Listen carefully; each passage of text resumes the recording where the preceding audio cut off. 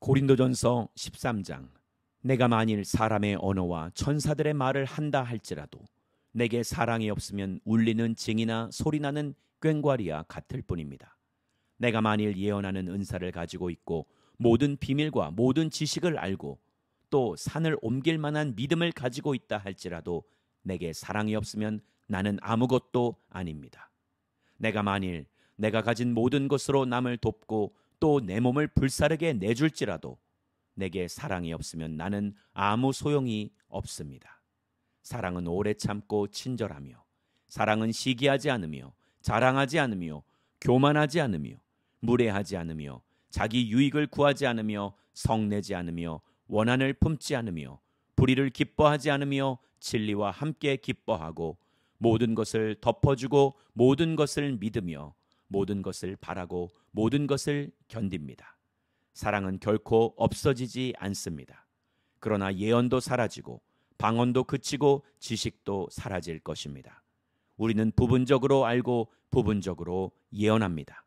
그러나 완전한 것이 올 때는 부분적인 것은 사라지게 될 것입니다. 내가 어린아이였을 때는 어린아이같이 말하고 어린아이같이 이해하고 어린아이같이 생각했습니다. 그러나 어른이 돼서는 어린아이의 일들을 버렸습니다. 지금은 우리가 거울에 비추어 보듯 희미하게 보지만 그때에는 얼굴과 얼굴을 맞대어 볼 것입니다. 지금은 내가 부분적으로 알지만 그때는 주께서 나를 아신 것 같이 내가 온전히 알게 될 것입니다.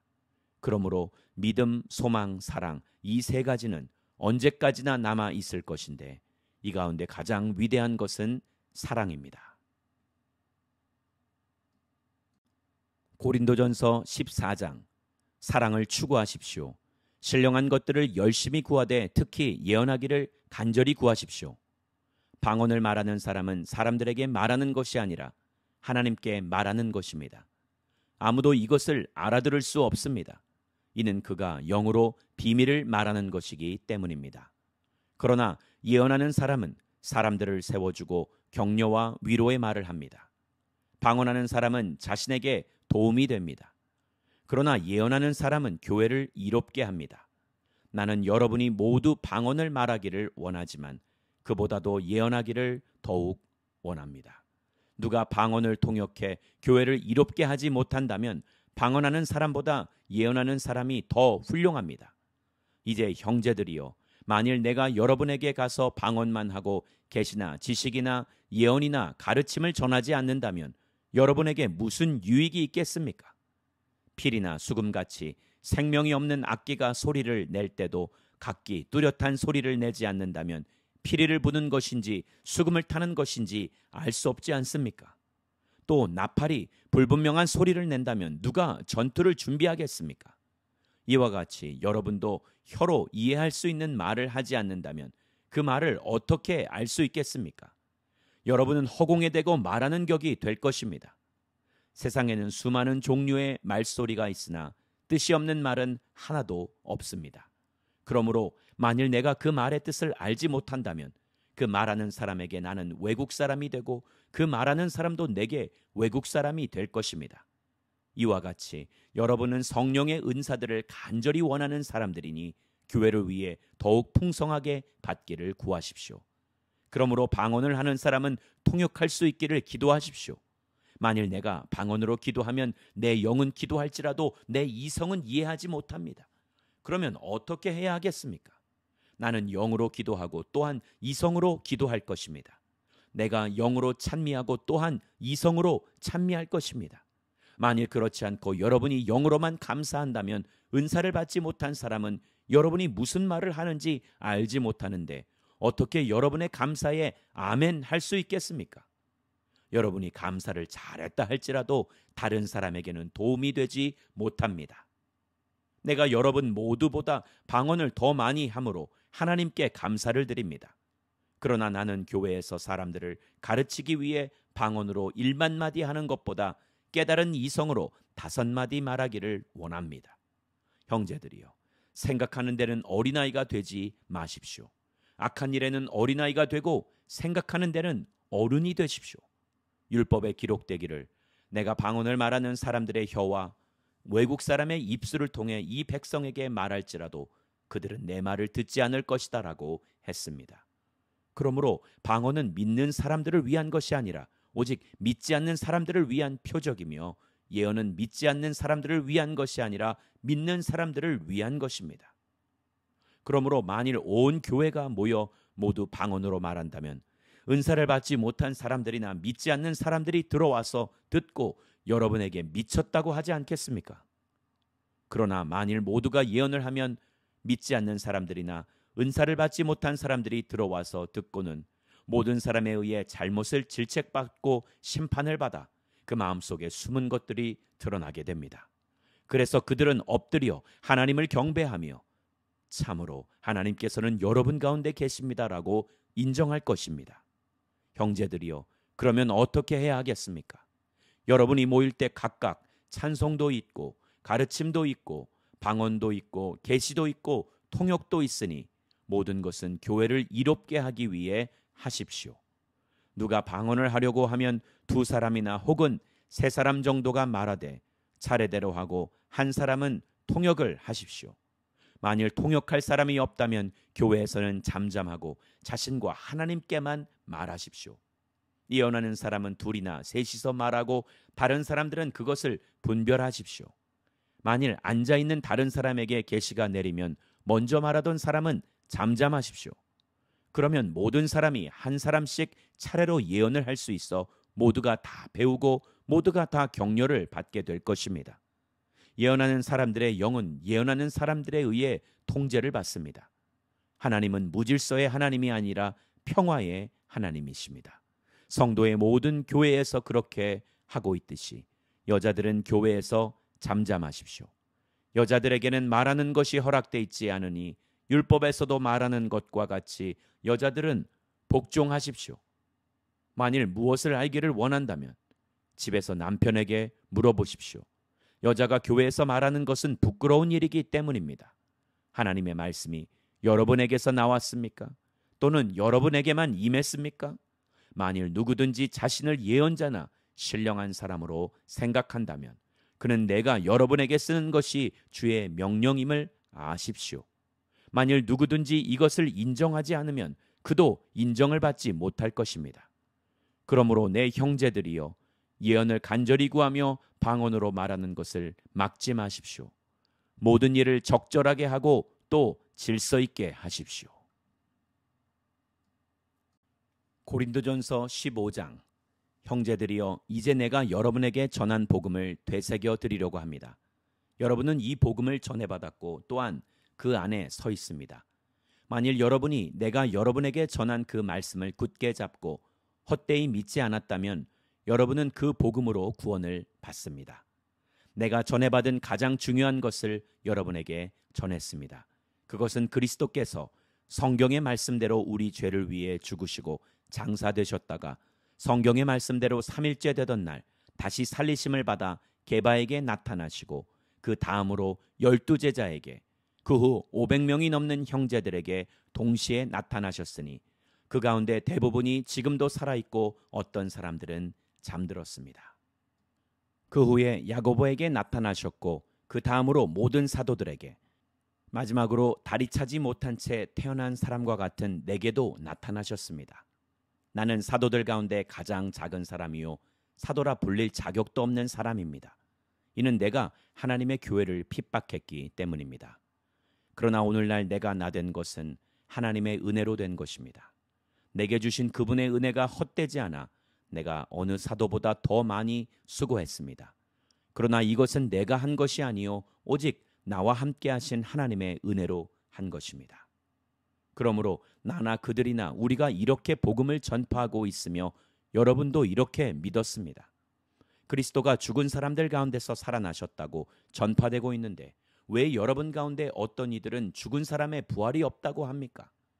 죽은 사람의 부활이 없다면 그리스도께서도 다시 살리심을 받지 못하셨을 것입니다. 만일 그리스도께서 살리심을 받지 못했다면 우리가 전파하는 것도 헛되고 또 여러분의 믿음도 헛되며 또 우리가 하나님의 거짓 증인으로 드러날 것입니다. 만일 죽은 사람들이 다시 살지 못한다면 하나님께서 그리스도를 살리시지 않으셨을 것입니다.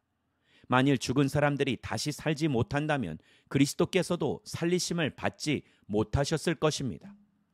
만일 그리스도께서 살리심을 받지 못하셨다면 여러분의 믿음도 헛되고 여러분은 여전히 자신의 죄 가운데 있고 그리스도 안에서 잠든 사람들도 멸망했을 것입니다. 만일 우리가 그리스도 안에서 가진 소망이 이 세상의 생명뿐이면 모든 사람들 가운데 우리가 가장 불쌍한 사람들일 것입니다. 그러나 이제 그리스도께서 죽은 사람들 가운데서 다시 살아나셔서 잠자는 사람들의 첫 열매가 되셨습니다. 한 사람으로 인해 죽음이 들어왔으니 한 사람으로 인해 죽은 사람들의 부활도 옵니다. 곧 아담 안에서 모든 사람이 죽은 것 같이 그리스도 안에서 모든 사람이 생명을 얻을 것입니다.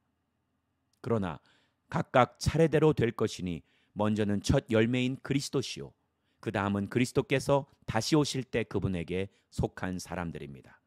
그 다음에 세상의 마지막이 올 것인데 그때는 그분이 모든 권력과 권세와 권능을 멸하시고 그 나라를 하나님 아버지께 바칠 것입니다. 하나님께서 모든 원수들을 그리스도의 발 아래 두실 때까지 다스리셔야 합니다. 멸망당할 마지막 원수는 죽음입니다. 성경에 이르기를 하나님께서 만물을 그분의 발 아래 두셨다라고 했습니다. 그러나 만물을 발 아래 둔다고 할 때 만물을 그분에게 복종하게 하신 분은 그 안에 들지 않은 것이 분명합니다. 만물을 그분께 복종하게 하신 때는 아들 자신도 만물을 복종하게 하신 분에게 복종하게 될 것입니다. 이는 하나님께서 만유의 주가 되시려는 것입니다. 만일 부활이 없다면 죽은 사람을 대신해서 세례받은 사람들은 왜 그렇게 하는 것입니까? 만일 죽은 사람들이 전혀 다시 살아나지 못한다면 왜 그들을 위해 세례를 받는 것입니까? 그리고 왜 우리는 시시각각으로 위험을 무릅쓰겠습니까? 형제들이여, 내가 그리스도 예수 우리 주 안에서 가진 내 자랑인 여러분을 두고 단언합니다만 나는 날마다 죽습니다. 만일 내가 에베소에서 인간적인 동기로 맹수들과 싸웠다면 내게 무슨 유익이 있겠습니까? 만일 죽은 사람들이 살아나지 못한다면 내일 죽을 것이니 먹고 마시자라고 할 것입니다. 속지 마십시오. 나쁜 친구들이 좋은 습관을 망쳐버립니다. 정신을 똑바로 차리고 죄를 짓지 마십시오. 하나님을 알지 못하는 사람들이 있으므로 여러분을 부끄럽게 하기 위해 내가 이런 말을 합니다. 그러나 어떤 사람은 죽은 사람들이 어떻게 살아나며 어떤 몸으로 옵니까? 라고 물을 것입니다. 어리석은 사람이요, 당신이 뿌리는 씨가 죽지 않고서는 살아날 수 없습니다. 당신이 뿌리는 것은 장차 생겨날 몸 그 자체가 아니라 밀이나 다른 곡식이든지 다만 씨앗을 뿌리는 것입니다. 그러나 하나님께서는 뜻하시는 대로 그 씨에 몸을 주십니다. 곧 각각의 씨에 각기 고유한 몸을 주십니다. 모든 육체가 다 같은 육체가 아닙니다. 사람의 육체가 다르고 짐승의 육체가 다르고 새의 육체가 다르고 물고기의 육체가 다릅니다. 또 하늘에 속한 몸들이 있고 땅에 속한 몸들이 있습니다. 그러나 하늘에 속한 몸들의 영광이 다르고 땅에 속한 몸들의 영광이 다릅니다. 해의 영광이 다르고 달의 영광이 다르고 별들의 영광이 다릅니다. 별과 별의 영광이 서로 다릅니다. 죽은 사람들의 부활도 이와 같습니다. 썩을 몸으로 묻히지만 썩지 않을 것으로 살아납니다. 비천한 가운데 묻히지만 영광 가운데 살아납니다. 약한 사람으로 묻히지만 강한 사람으로 살아납니다. 자연의 몸으로 묻히지만 영적인 몸으로 살아납니다. 자연의 몸이 있다면 영적인 몸도 있습니다. 기록되기를 첫사람 아담은 생명이 있는 영이 됐다라고 한 것처럼 마지막 아담은 생명을 주는 영이 됐습니다. 그러나 신령한 것이 먼저가 아니라 자연에 속한 것이 먼저며 그 다음이 신령한 것입니다. 첫사람은 땅에서 났으므로 흙에 속한 사람이나 둘째 사람은 하늘에서 왔습니다. 그 흙에 속한 사람과 같이 저 흙에 속한 사람들도 그러하고 그 하늘에 속한 사람과 같이 저 하늘에 속한 사람들도 그러합니다. 우리가 흙에 속한 사람의 형상을 입은 것처럼 또한 우리는 하늘에 속한 사람의 형상을 입을 것입니다. 형제들이여, 내가 말하고자 하는 것은 이것입니다. 곧 살과 피는 하나님 나라를 이어받을 수 없고 썩을 것은 썩지 않을 것을 이어받을 수 없습니다. 보십시오. 내가 여러분에게 비밀을 말합니다. 우리는 다 죽지 않고 모두 변화할 것입니다. 마지막 나팔 소리에 순식간에 다 그렇게 될 것입니다. 나팔 소리가 나면 죽은 사람들이 썩지 않을 몸으로 살아나고 우리도 변화할 것입니다. 이 썩을 몸이 썩지 않을 것을 입어야 하고 이 죽을 몸이 죽지 않을 것을 입어야 합니다. 이 썩을 몸이 썩지 않을 것을 입고 이 죽을 몸이 죽지 않을 것을 입을 때는 기록되어 있는 이 말씀이 이루어질 것입니다. 사망이 삼켜져 승리를 얻었도다. 사망아, 내 승리가 어디 있느냐? 사망아, 너의 독침은 어디 있느냐? 사망의 독침은 죄요, 죄의 권세는 율법입니다. 그러나 우리 주 예수 그리스도를 통해 우리에게 승리를 주시는 하나님께 감사를 드립니다. 그러므로 내 사랑하는 형제들이여, 굳게 서서 흔들리지 마십시오. 여러분의 수고가 주 안에서 헛되지 않음을 알고 항상 주의 일에 더욱 힘쓰는 사람들이 되십시오. 고린도전서 16장. 이제 성도를 위한 헌금에 관해서는 내가 갈라디아의 교회들에게 명한 것 같이 여러분도 그렇게 하십시오. 매주 첫날에 여러분 각자가 수입에 따라 저축해서 내가 갈 때 헌금하는 일이 없게 해 주십시오. 그러면 내가 도착해서 여러분이 인정한 사람에게 내가 편지를 써줘서 여러분의 선물을 예루살렘에 전하게 할 것입니다. 만일 나도 가는 것이 합당하다면 그들이 나와 함께 갈 것입니다. 내가 마케도니아를 지날 것인데 그곳을 지난 후에는 여러분에게 갈 것입니다. 혹시 내가 여러분과 함께 머물며 겨울을 보내게 될 것도 같습니다. 그 다음에는 여러분이 내가 가고자 하는 곳으로 나를 보내주기를 바랍니다. 나는 지금 지나는 길에 잠깐 들러서 여러분을 보려고 하는 것이 아닙니다. 만일 주께서 허락하시면 얼마 동안 여러분과 함께 지내고 싶습니다. 그러나 나는 오순절까지 이곳 에베소에 머무르려고 합니다. 이는 내게 효과적으로 일할 수 있는 큰 문이 열렸기 때문입니다. 또한 나를 대적하는 사람들도 많습니다. 디모데가 가면 두려움 없이 여러분과 함께 지낼 수 있도록 돌봐주십시오. 그도 나처럼 주의 일을 행하는 사람입니다. 그러므로 아무도 그를 업신여기지 말며 그를 평안히 보내줘서 내게 올 수 있게 해주십시오. 나는 형제들과 함께 그를 기다리고 있습니다. 이제 형제 아볼로에 관해서는 내가 그에게 형제들과 함께 여러분에게 갈 것을 여러 번 권했습니다. 그가 지금은 갈 마음이 전혀 없으나 적절한 시기가 오면 가게 될 것입니다. 깨어 있으십시오. 믿음에 굳게 서십시오. 남자답게 용감하고 강건하십시오. 모든 일을 사랑으로 행하십시오. 형제들이여, 내가 여러분에게 권면합니다. 여러분이 알다시피 스데바나의 가정은 아가야의 첫 열매요, 성도들을 섬기는 데 헌신한 사람들입니다. 그러므로 여러분은 이런 사람들과 또 함께 동역하며 수고하는 모든 사람에게 복종하십시오. 나는 스데바나와 브누나도와 아가이고가 온 것을 기뻐합니다. 이는 그들이 여러분을 대신해 내 허전함을 채워주었기 때문입니다. 그들은 나와 여러분의 영을 시원하게 해주었습니다. 그러므로 여러분은 이런 사람들을 인정해 주십시오. 아시아의 교회들이 여러분에게 안부를 전합니다. 아골라와 브리스길라가 그들의 집에 모이는 교회와 함께 주 안에서 진심으로 여러분에게 따뜻한 안부를 전합니다. 여기 있는 모든 형제들이 여러분에게 안부를 전합니다. 거룩한 입맞춤으로 서로 인사하십시오. 나 바울은 친필로 안부를 전합니다. 누구든지 주를 사랑하지 않으면 저주가 있을 것입니다. 주여 오시옵소서. 주 예수의 은혜가 여러분에게 있기를 빕니다. 그리스도 예수 안에서 내 사랑을 여러분 모두에게 보냅니다.